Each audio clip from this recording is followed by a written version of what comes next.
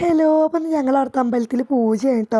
എന്നിട്ട് കാലത്ത് തന്നെ കുളിയൊക്കെ കഴിഞ്ഞിട്ട് ഞാൻ തുളസി പൊട്ടിക്കാൻ വേണ്ടിയിട്ട് ഇറങ്ങിയതാണ്. അപ്പം അമ്പലത്തിലേക്ക് ഒരു പൂമാല കെട്ടിക്കൊണ്ട് വച്ചിട്ടാണ് കേട്ടോ. അങ്ങനെ തുളസിയൊക്കെ പറിച്ചെടുത്തിട്ടുണ്ട്. പിന്നെ നമ്മൾ വാഴനാരിലാണ് കേട്ടോ കെട്ടണത്. അപ്പോൾ തെച്ചിയും പിന്നെ വേറെ ഏതോ പൂവും തുളസിയൊക്കെ പാടെ കൂട്ടിയിട്ട് ഞാൻ കെട്ടി ഉണ്ടാക്കിയിട്ടുണ്ട് കേട്ടോ. അങ്ങനത്തെ അമ്പലത്തിലേക്ക് പോവുകയാണ്. അപ്പോൾ എനിക്ക് ഭയങ്കര ഇഷ്ടമുള്ള പരിപാടിയാണ് കേട്ടോ. ഇങ്ങനെ മാല കെട്ടുക, അപ്പോൾ അമ്പലത്തിലേക്കൊക്കെ കൊണ്ടുപോവുക. എനിക്ക് ഭയങ്കര ഇഷ്ടമാണ്. അങ്ങനെ അമ്പലത്തിലെത്തിയപ്പോൾ എല്ലാവരും എത്തിയിട്ടുണ്ടായിരുന്നു കേട്ടോ. അപ്പോൾ എല്ലാവരും മാലയൊക്കെ കെട്ടുന്നതിൻ്റെ തിരക്കിലാണ് കേട്ടോ. അപ്പോൾ ഇവിടെ ശിവനും പാർവതിയാണ് ഇരിക്കുന്നത്.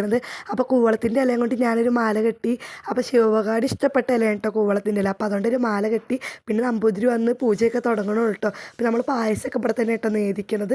അപ്പോൾ ഇനി ഇവിടെ ഞങ്ങളുടെ എല്ലാ മാസം അമ്പലത്തിൽ പൂജ ചെയ്യണം കേട്ടോ പറഞ്ഞിരിക്കണത്. ആ മാസം അവസാനം ആകുമ്പോൾ അപ്പം പൂജയൊക്കെ കഴിഞ്ഞു. പൂജ കഴിഞ്ഞപ്പോഴേക്കും മഴ പെയ്തിട്ടോ. അപ്പോഴേക്കും എല്ലാവരും ഷെഡിൽ കയറിക്കൂടി. അങ്ങനെ നേദിച്ച പ്രസാദം പിന്നെ എല്ലാവർക്കും കൊടുത്തിട്ടോ. അപ്പോൾ സാനക്കുട്ടിക്ക് ഞാൻ ഇലയിൽ കൊടുത്തിട്ട് ചൂടാറാൻ വെച്ചിട്ടോ.